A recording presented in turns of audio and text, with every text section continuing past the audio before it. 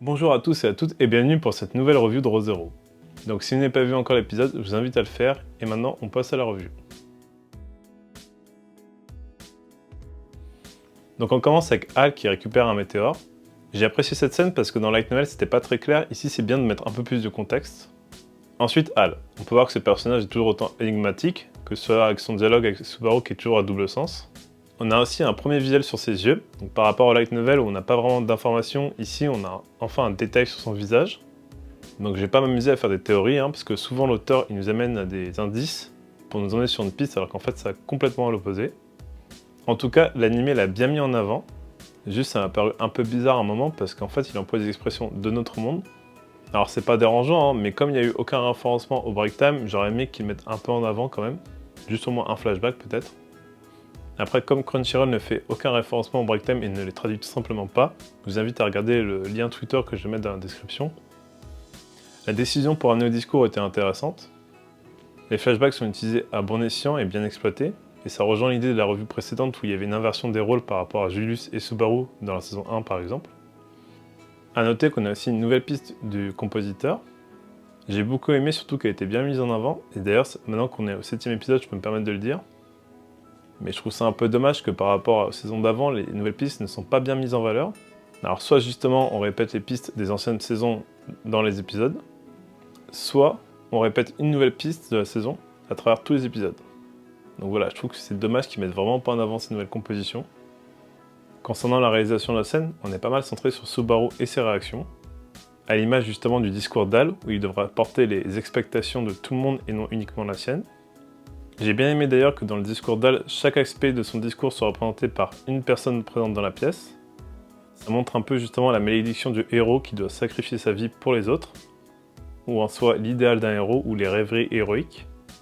J'apprécie justement qu'il y ait le fait qu'il y ait un retour en arrière par rapport au fait que Subaru a pris cette décision il y a 1 an.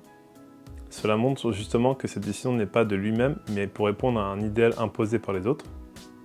Et finalement, quand Hal essaye de lui faire prendre conscience de cela a l'effet inverse. Bien entendu, Subaru a déjà sauvé des personnes par le passé, comme on a pu voir dans les flashbacks, mais cela nous amène à nous demander comme question, essaie-t-il vraiment de jouer le rôle de héros pour elle? Ou bien alors veut-il juste aider les gens de son plein gré, mais se cache derrière cette personnalité de héros pour cacher sa faible estime de soi? Depuis le début de la saison, on peut voir justement qu'il est gêné quand on cite ses exploits, et même après le discours, on peut voir que sa faible estime de soi reprend le dessus, donc ça va être intéressant de voir comment cela va être abordé par la suite. Pour finir avec la partie Emilia et 184, on continue sur cette opposition entre elles. On reste dans la continuité de l'épisode précédent, avec 184 qui reste dans l'ombre, et Emilia qui essaie de comprendre pourquoi.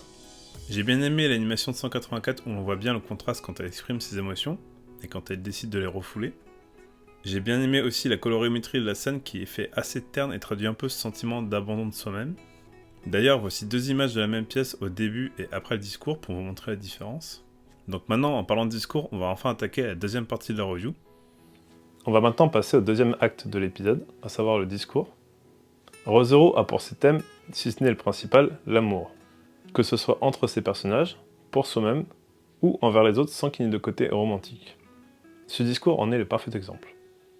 Ce n'est pas le discours d'un héros où ce dernier sert juste à atteindre un idéal parfait. Ici, on a le discours d'une personne qui a souffert injustement, qui a voulu abandonner et qui n'a rien de spécial. Pour autant, c'est ça qui fait la force du discours. L'auteur a su très bien gérer cette notion. Subaru n'est pas là pour leur mentir, il est là pour leur dire que malgré le fait qu'il est le plus faible combattant, il va se battre pour eux. On a un léger écho dans la narration où justement Crush s'était servi de cet aspect-là pour remonter le moral aux troupes dans la saison 1. Donc le fait qu'il termine son discours par ses exploits permet de montrer malgré le fait de tout ce qu'il a subi, il sait le relever et a continué d'avancer. Et c'est ce qu'il va promettre aux habitants de la ville. C'est un discours à la fois touchant mais propre à la personnalité de Subaru, et il est touchant par le fait que derrière ces paroles, à mon avis, se cache un message de la part de l'auteur à nous. Mais encore, ça reste cohérent avec tout ce qu'a subi Subaru et le rend légitime dans ses propos. En ce qui concerne la réalisation, j'ai noté pas mal de moyens. Donc premièrement, on a l'opposition des couleurs chaudes et froides, qui contrastent entre ceux qui sont enfermés et attendent une lueur d'espoir, donc symbolisée par cette teinte bleue, et ceux qui se battent pour libérer la ville, où leurs plans ont une prédominance jaune-doré à cause de la Golden Hour. Quand ils parlent, ses yeux sont rivés vers le bas, tandis que le plan suivant, on a les yeux des enfants qui regardent vers le haut. On a un véritable dialogue par le montage. De plus, j'apprécie les plans dans la salle où Subaru parle. On sent qu'ils placent leurs expectations sur lui, Il y a aussi pas mal de travelling, j'ai bien aimé celui qui fait un tour de la ville sans s'arrêter pour nous faire un état des lieux. On peut voir des habitants dans les débris d'ailleurs, c'est bien que ce ne soit pas juste des décors vides. D'ailleurs, on peut aussi observer qu'au moment où Subaru déclare se battre pour eux, ses contours sont dorés pour symboliser justement le fait qu'il a incarné leur espoir. Cet espoir se répercute aussi à travers tous ceux qui sont à l'extérieur, car soit leur iris ou autre a un contour doré, soit ils ont une légère surexposition sur leur visage. Même 184 qui avait abandonné à regagner espoir est marqué. Dans les bunkers, c'est matérialisé par le reflet de la lumière bleue de la lampe qui est davantage visible. Il y a aussi un autre moment qui matérialise cet embrasement de l'espoir, quand Emilia ouvre la fenêtre et qu'elle est accueillie par la lumière. Cette même lumière qu'on a vue qui irradiait le visage des personnages par moment, et qui se situe au-dessus de Subaru pour montrer que c'est lui qui en est à l'origine. De plus, il y a aussi les oiseaux, symbole de liberté qui représentent selon moi la décision d'Emilia de se battre pour celle des femmes de Régulus. A noter qu'ils sont deux, je pense que cela montre que c'est un combat qu'elle et Subaru vont mener, et que ça accentue plus tard ses paroles quand elle dit qu'elle a failli oublier qu'elle n'était pas toute seule. J'ai apprécié l'inclusion des pensées d'Emilia qui répond aux paroles de Subaru, c'est montré par la réalisation qui continue avec ce dialogue de plan. Pour finir, j'ai apprécié l'inclusion de la chanson d'Emilia dans le discours et qu'ils aient attendu la fin pour mettre les paroles, ça évite de surcharger justement la scène. A noter que ces paroles d'ailleurs correspondent très bien à la situation, pour avoir vu la traduction, c'est un message exprimant le ressenti d'Emilia vis-à-vis de Subaru. En conclusion, cet épisode nous montre encore une fois la force 00. Subaru accepte d'être un héros pour tous, et il commence par un discours touchant et cohérent depuis son arrivée dans son monde. Donc on se dit rendez-vous pour la prochaine review qui va conclure cette partie de la saison.